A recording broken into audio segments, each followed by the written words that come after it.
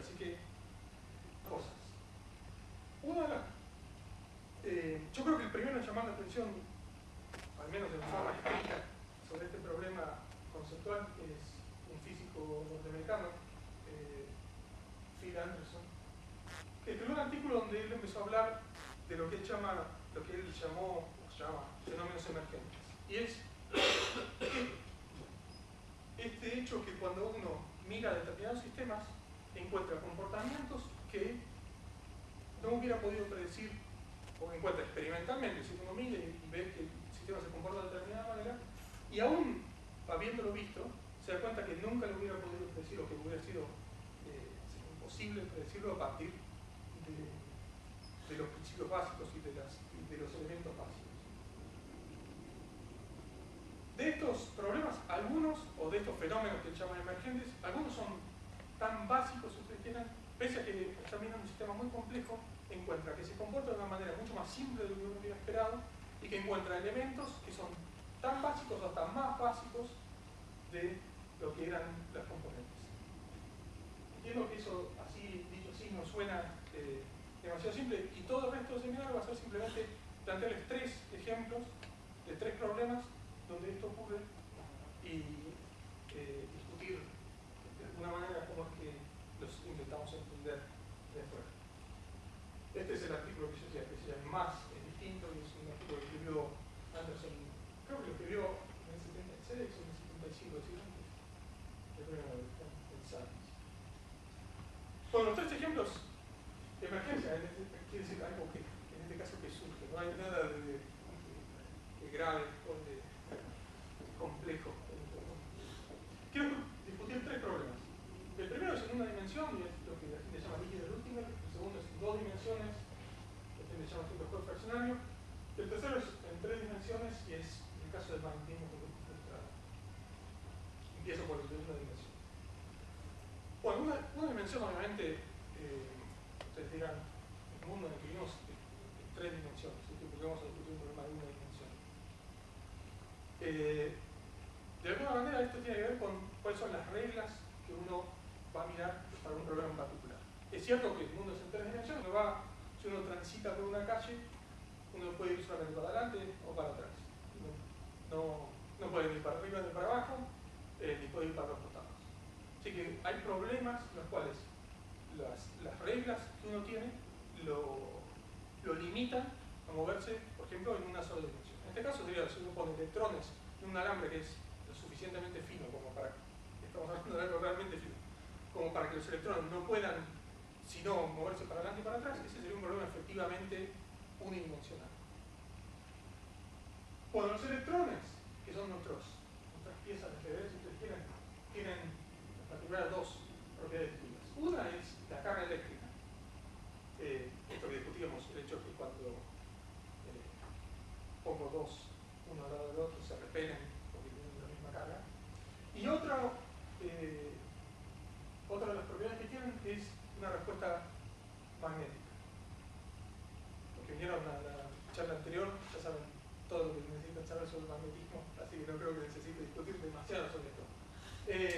Pero, digamos, independientemente de cuáles son los detalles de cuál es la propiedad magnética, sabemos que si yo pongo un electrón bajo un campo magnético, es decir, si acerco un imán, el electrón va a responder a ese imán de alguna manera. Si ustedes quieren, en este caso le pongo una flecha como que se va a alinear en una dirección. Esta flecha va a intentar alinearse en un campo magnético. Lo que se encuentra es que cuando miro el problema de muchos electrones adentro de un hilo, si ustedes quieren, donde los electrones no pueden saltar uno sobre el otro, sino que tienen que estar como si fuera en fila india, se encuentra que un electrón decae en 2 partículas distintas. Una es la que la gente llama espinones, que tiene que ver con la propiedad del magnetismo que se llama spin, y el otro se puede criticar a los físicos por lo lindo de los nombres que le ponen a las cosas, lo que se llaman agujerones. Quiero discutir más o menos qué son estas 2 cosas. ¿Se acuerdan que habíamos dicho, lo sorprendente acá es que habíamos dicho que los electrones pareciera que eran una cosa que era imposible partir en más de un pedazo? Sin embargo, pareciera que cuando los pongo todos juntos en un hilo, espontáneamente se parten en dos cosas distintas. Una que lleva el magnetismo y la otra que lleva la carga. Entonces las reglas, estas reglas que habíamos dicho son estas. Yo tengo muchos átomos puestos en línea y puedo poner solamente un electrón por átomo.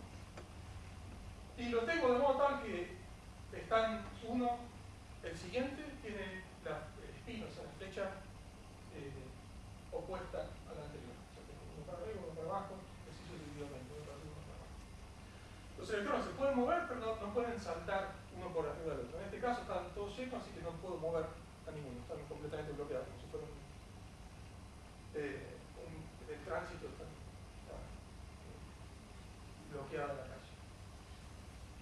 Y lo único que puedo hacer es cambiar las posiciones, no pueden cambiar de dirección. Si no puedo tomar uno de estos y hacer que de vuelta. Lo único que puedo hacer es moverte para abajo. Estas son las reglas de ajedrez. ¿Qué es lo que pasa si hago que uno de estos se vaya y crea un agujero en el sistema? Cuando se crea un agujero en el sistema significa que acá, que antes yo no tenía ninguna carga, porque los átomos tienen carga positiva, los electrones tienen carga negativa, los núcleos tienen carga positiva, los electrones tienen carga negativa, y está el que está compensada. Ahora cuando arranco uno, creo un agujero donde hay una carga netamente positiva y además no tiene spin. Ahora, ¿qué pasa si permito que los electrones, se acuerdan que los electrones sí podían saltar de un sitio al otro si el sitio estaba vacío? Así que dejo que los electrones vayan saltando de un sitio a otro y si espero un tiempo suficiente, encuentro que por un lado tengo un agujero, que es el lugar donde la carga es positiva, pero en un lado distinto tengo dos flechas apuntando en la misma dirección.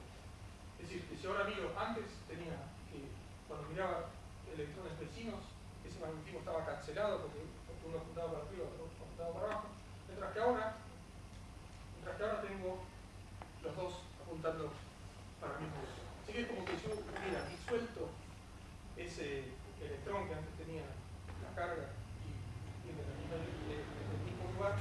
Ahora tengo un problema con la carga en un lado, pero si me genero un problema con el spin, con el magnetismo.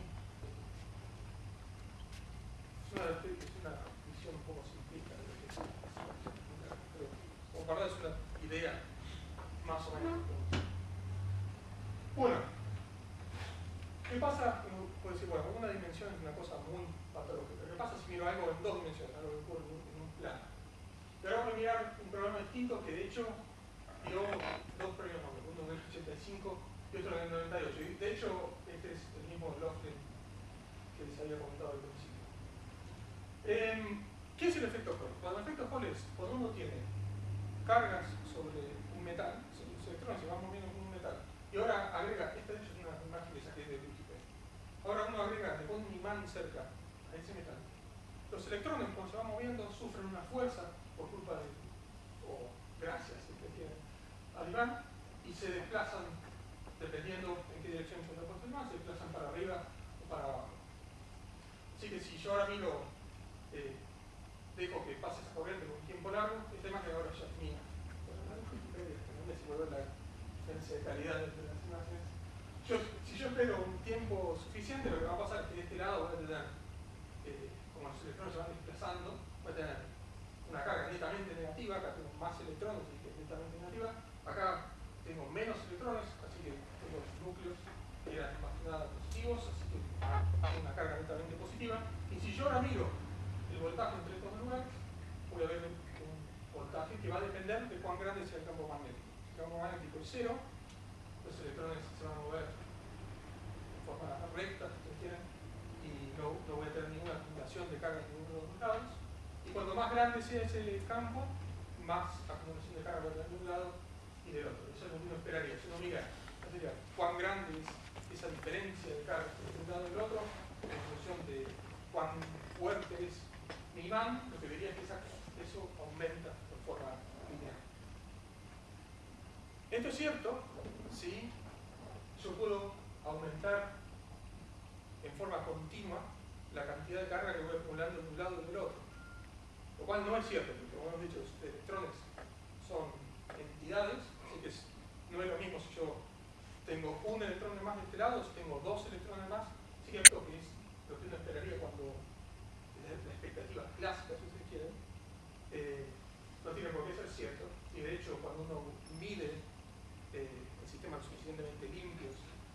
encuentra que efectivamente aparecen una serie de escalones. Esta es una medición, la parte azul es una medición real, perfecto. Encuentra una serie de escalones que tienen que ver con el hecho que no es que yo puedo cambiar continuamente cuántos voy pasando de un lado al otro. No va a pasar un electrón, o dos electrones, o tres electrones. Y cada uno de estos escalones tiene que ver con haber pasado una cantidad de electrones. Bueno, hasta acá estaba todo más o menos bien. Y esto fue 88, 85, 86. Entonces, en el 98 o en el 97 hicieron una medición y encontraron que no solo había escalones en el lugar donde uno esperaba encontrar un electrón o dos electrones o tres electrones, sino que había también escalones en un tercio de electrón o 2/5 de electrón. Y era una cosa realmente inesperada, porque, como hemos dicho, los electrones en principio son los más chicos que uno puede tener, los electrones no se pueden impartir, así que la pregunta es cómo puede ser que ahora encuentre algo que sea no un electrón, sino un tercio. Ahora, que es una manera bastante indirecta de ver si efectivamente los electrones se han partido de alguna manera, son más chicos que lo que uno esperaría. Una manera más directa es hacer un experimento análogo a esto que les voy a contar ahora, que es lo siguiente. Supónganse que, no sé si bien, esto quiere ser una casa, esto es un techo de zinc, y uno está escuchando que llueve, y junta el agua en la canaleta y cuenta cuánta agua cae en determinada cantidad de tiempo. Pero además de juntar la cantidad de agua, uno graba y escucha por ese ruido que está haciendo la lluvia cuando cae en el techo. Ahora, de acuerdo a ese ruido, uno se puede dar cuenta si cuántas gotas están cayendo. O sea, si yo escucho una gota cada tanto, una gota por segundo, y espero 10 segundos, tengo la idea que más o menos cayeron 10 gotas. Junto veo cuánta agua junté en esos 10 segundos, divido por 10, y eso me da más o menos cuál es la cantidad de agua que tiene cada gota. Si hago lo mismo ahora con electrones, al principio lo que hago es escucho el ruido que hacen los electrones, o mido el ruido que hacen los electrones, y mido cuánta carga junté del otro lado. Y ahora puedo dividir y ver nuevamente si efectivamente ese ruido que estoy viendo tiene que ver con que tengo un electrón que tiene carga 1, que tiene carga 1/3, que tiene carga 2/5. Y eso que está hecho medido acá, esto es el ruido en la corriente, que viene a ser el ruido que haría los electrones cuando van cayendo del techo, y esta es la corriente total que estoy viendo.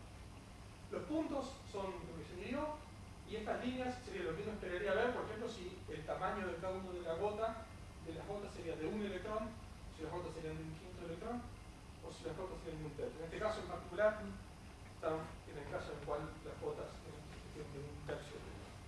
Así que efectivamente, cuando uno pone muchos electrones en una situación como esta de bajo un campo magnético y en un sistema muy limpio, encuentra que no hay solo electrones enteros, sino que hay fracciones de electrones. Y esto, en principio, es muy difícil de entender porque uno dice, ¿cómo puede ser que yo había reducido el sistema a lo más pequeño que podía encontrar? De hecho, con aceleradores, con todo, yo lo más chico que había podido encontrar era un electrón, sabía que el electrón no lo podía partir. Sin embargo, ahora, con un experimento en condiciones que no son ni de muy alta energía, ni muy... bueno, es baja temperatura, pero justamente no es muy alto, uno espera que algo, si se va a partir, se va a partir a muy alta temperatura, no muy baja. Encuentro que tengo fracciones de electrones. Bueno, el tercer caso que quería mencionar es el caso del magnetismo frustrado. Para eso, antes de discutir qué es la frustración y cuál es el problema ahí, la pregunta es cuáles son, antes habíamos dicho que las unidades elementales eran los electrones, bueno, la pregunta es cuáles son las unidades elementales de magnetización, y tal vez me repito